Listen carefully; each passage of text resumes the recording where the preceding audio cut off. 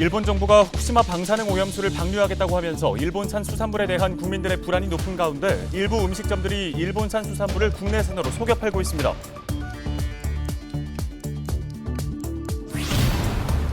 김현미 전 국토부 장관의 부동산 관련 의혹을 조사하고 있는 경찰이 조만간 김 전 장관을 소환할 방침입니다. 현재까지 피고발인으로 입건된 관련자는 김 전 장관과 그의 동생 그리고 남편 등 4명입니다. 경기도 내 코로나19 신규 확진자가 이틀 연속 500명대를 기록했습니다. 이는 역대 두 번째로 많은 확진자 규모입니다. 경기도의 코로나 치료 병상 가동률은 87%에 육박했습니다. 경기도 내 코로나 거리두기 4단계에서도 일부 학년 학생들에 한해 2학기 전면 등교가 추진됩니다. 초등학교 1, 2학년 학생과 고등학교 3학년 학생이 전면 등교 대상입니다.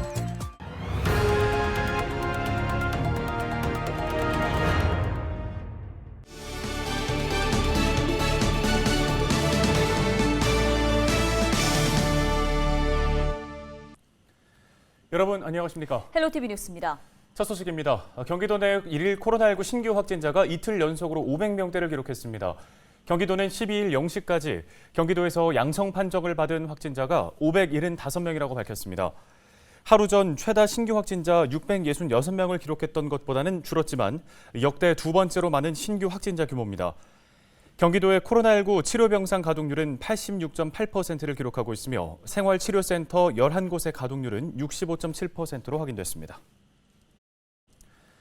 경기도 내 특수학교, 유치원, 또 초등학교 1, 2학년과 고등학교 3학년생은 2학기 전면 등교에 나섭니다. 경기도 교육청은 거리두기 4단계에 따른 2학기 등교와 관련한 공문을 일선 학교에 전달했습니다. 공문에는 2학기 첫째 주인 9월 3일까지 거리두기 4단계가 유지될 경우 이 기간 초등학교 1, 2학년과 고등학교 3학년은 전면 등교를 하기로 했습니다.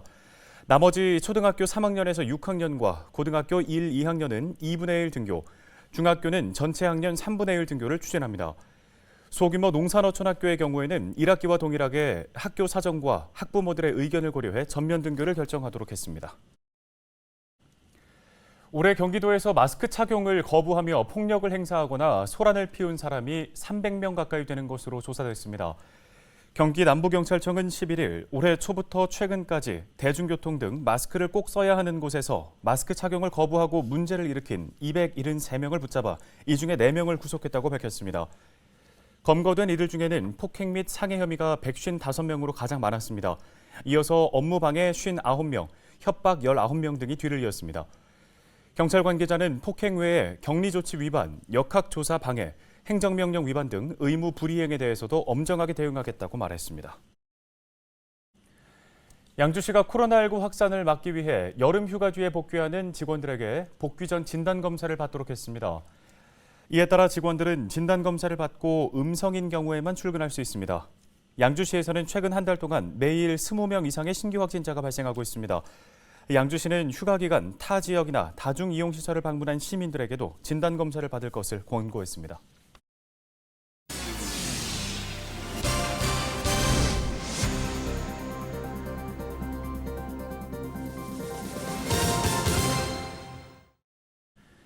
일본 정부가 후쿠시마 방사능 오염수를 방류하겠다고 결정하면서 일본산 수산물에 대한 국민들의 불안감이 높습니다. 네, 이 때문에 일부 음식점들은 일본산 수산물을 국내산이라고 속여서 팔고 있습니다.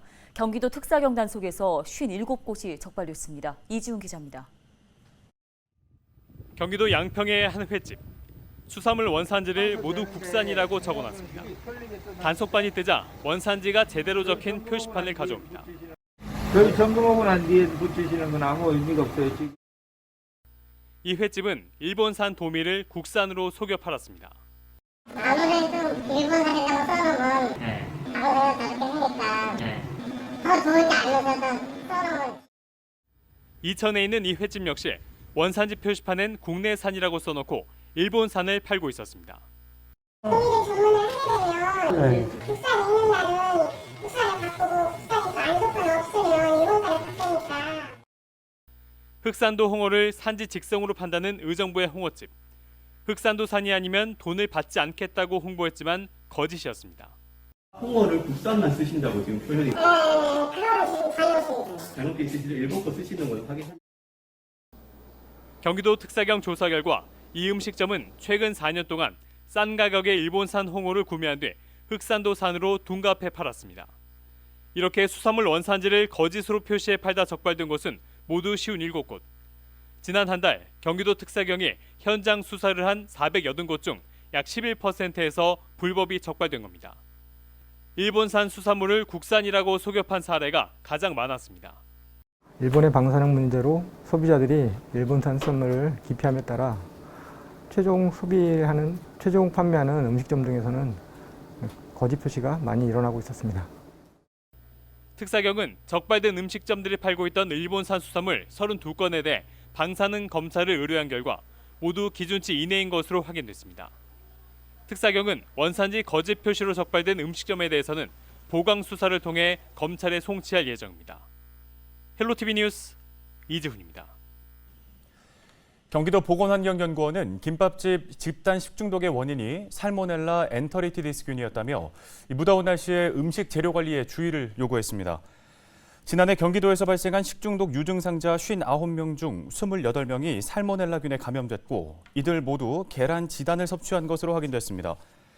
보건환경연구원은 식중독을 예방하려면 계란 등을 만진 뒤에 반드시 손세정제로 손을 씻고 다른 식재료를 취급해야 한다고 말했습니다. 또 원료별로 칼과 도마 등을 따로 사용해 조리 과정 중에 식재료나 조리 도구의 교차 오염이 발생되지 않도록 해야 한다고 덧붙였습니다. 네, 전해드린 것처럼 집단 식중독이 잇따라 발생하면서 걱정이 커지고 있죠. 이 식중독에 오염된 음식들, 보통 냄새나 맛 변화가 없어서 판별이 쉽지 않다고 하니까 더 주의가 필요해 보입니다. 네, 의정부 울지대병원 가정의학과 김진우 교수를 연결해서 이와 관련된 이야기 나눠보겠습니다. 자, 교수님 먼저 여름에는 배앓이가 잦은 경우가 많기 때문에 이 증상이 식중독인지 아닌지 분별하기가 어려운 것 같습니다. 시간이 좀 지나면 괜찮겠지 버텨보는 경우도 흔하긴 한데요. 먼저 식중독도 사람마다 면역 정도에 따라 나타나는 증상이 차이가 있다고 하는데요. 어느 정도 증상이 나타났을 때 병원에 가는 건가요? 식중독이란 오염된 음식물을 섭취함으로 인해서 소화기 증상을 일으키는 것을 말하는데요. 복통과 구토, 설사 등의 소화기 증상이 가장 흔합니다. 원인균에는 대체로 살모넬라, 장염, 비브리오, 포도 상극은 장출혈성 대장균 등이 있고요. 보통 가벼운 증상들은 대체로 하루 이틀 정도 지나면 좋아지는데 2일 이상 계속되는 하루에 한 6회 이상의 묽은 변 또는 설사가 있거나 또 대변에 피가 섞여 나오는 경우, 또 하루 이상 소변이 안 나오는 경우, 그러니까 소변량이 충분하지 않다고 느껴지시는 경우나 어지러운 경우, 그리고 또 열이 동반된 설사로 체온이 38도 이상이라고 하면 병원에 방문하여 치료받으시는 것이 안전합니다. 네, 그런데 설사나 또 고열이 계속되다 보면은 우선은 급한 대로 지사제나 해열제를 먹어서 진정시키려 하는 경우가 일반적일 텐데요. 오히려 이렇게 했을 때 병을 키우는 경우도 있다고요? 네, 맞습니다. 해열제는 반복 복용은 자제하시는 게 좋은데요. 그 이유는 열이 안 나는 것처럼 생각이 될 수 있어서 증상의 심각성을 파악하기 어렵게 만들어서 치료 시기를 놓치거나 할 수 있어서 그렇습니다. 또한 지사제는 근본적인 치료제가 아닌데요. 비염증성 설사에서는 증상이 심한 경우에 일시적으로 잠깐 복용할 수도 있긴 한데 염증성 설사에서는 복용을 하지 않는 것이 좋습니다. 특히 시겔라, 세균성 이젤로 알려진 시겔라와 같은 침투성 세균의 경우에는 병원균이 정전막과의 접촉 시간을 연장을 시켜서 증상을 더욱 악화시킬 수도 있습니다. 예, 최근에 김밥집에서 문제가 됐던 식중독의 원인이 살모넬라균인 것으로 조사가 됐는데요. 이 살모넬라균 감염이 어떻게 전파가 되는지도 좀 자세히 짚어주시겠습니까? 얼마 전에 사회적 문제가 된 살모넬라 식중독 같은 경우는 쇠고기나 계란, 유제품 등의 오염된 음식을 통해 전파되는 경우가 많고 최소 6시간에서 최대는 3일간의 긴 잠복기를 가집니다. 소장과 대장의 침습에 의한 염증성 설사를 하게 되고 발열, 두통, 구역, 복통 등이 동반될 수 있고 증상은 일주일까지도 가기 때문에 이런 게 있으시면 지속된다고 하면 병원을 찾아주시는 것이 좋습니다. 네, 보통은 식중독을 예방하려고 하면 음식을 익혀서 먹어야 된다라는 생각하는 분들이 많을 텐데요. 요즘에 발생한 집단 식중독을 살펴봤을 때는 익힌 음식이라고 해서 꼭 안전하다라고 얘기할 수는 없는 것 같습니다. 이제 많이 생각하시기로는 보통 끓여서 먹으면 식중독을 막을 수 있다고 잘못 알고 계시는 경우가 많습니다. 익힌 음식이 당연히 더 안전한 것은 맞지만 이제 끓인다고 해서 식중독을 항상 막을 수 있는 것은 아닌데요. 이제 그건 식중독 균이 만들어낸 독소는 열에 의해서 파괴되지 않기 때문에 음식물에 끓여도 이제 식중독이 일으킬 수 있다는 것을 주의해야 되는 부분입니다. 예, 말씀해 주신 것처럼 익힌 음식이라도 좀 여름에는 주의를 해야 할 것 같은데요. 자, 끝으로 건강한 여름나기를 위해서 어떤 주의사항들 기억하면 좋을까요?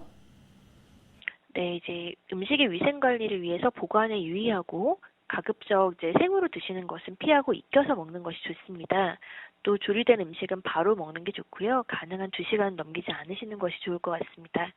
바로 먹지 않고 보관해야 된다고 한다면 조리된 음식은 바로 식혀서 보관하고 따뜻하게 먹을 때 음식은 60도 이상, 또 차갑게 먹을 음식은 빠르게 식혀서 5도 이하에 보관하는 것을 추천합니다. 이제 출혈성 대장균 감염을 막으려면 쇠고기 등의 육류는 70도 이상으로 2분 이상 가열하시는 게 좋고요. 도마나 조리기구는 사용 후에 청결히 관리해야 하고, 또 이제 요즘은 코로나 때문에 감염 관리 신경 많이 쓰고 계신데요. 식중독 예방 역시 손을 자주 비누로 씻어야 합니다. 이제 설사 증상이 있는 환자는 다른 사람에게 균을 퍼뜨릴 수 있기 때문에 음식 조리 등 등 하실 때는 위생 관리를 더욱 철저하게 하실 필요가 있습니다. 네, 잘 들었습니다. 이 식재료와 손 위생 관리 반드시 기억을 해야겠습니다. 도움 말씀 고맙습니다. 지금까지 의정부 을지대병원 가정의학과 김진욱 교수였습니다.